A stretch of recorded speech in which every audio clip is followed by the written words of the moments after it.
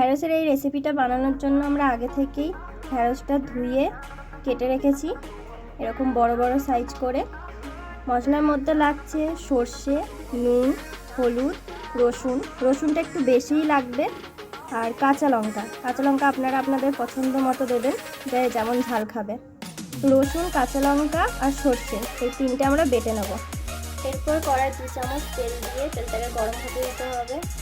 এবার ঢ্যাঁড়সটাকে হালকা করে লবণ আর হলুদ দিয়ে ভেজে নিতে হবে। ঢ্যাঁড়সটা হালকা ভাজা হয়ে গেছে, এবার এটা তুলে রাখবো। মশলাটা কষার জন্য আবার একটু কড়াইতে তেল দিলাম। এবার এই মশলাটা তেলের মধ্যে দিতে হবে।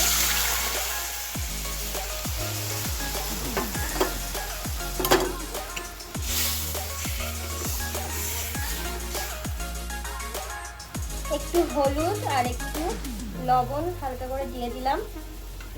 এবার এর মধ্যে ঢ্যাঁড়সগুলো আমরা দিয়ে দিচ্ছি।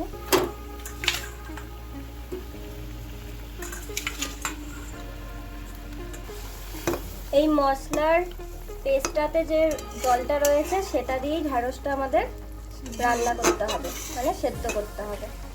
এই রান্নাটা একদম হালকা আঁচে করতে হবে এবং এটা ঢাকা দেওয়ার কোনো প্রয়োজন নেই। ঢাকা দিলে ঢ্যাঁড়সগুলো গলে যাবে, খেতে ভালো লাগবে না। আমাদের ঢ্যাঁড়স চচ্চড়ি রেডি হয়ে গেছে, শুধু লাস্টে একটু সর্ষের তেল দিয়ে নামিয়ে নেব। আপনারা সর্ষের তেল নাও দিতে পারেন, কিন্তু আমরা দিচ্ছি। গ্রেভিটা একটু এরকমই থাকবে, বেশি ঝোল কিন্তু হবে না।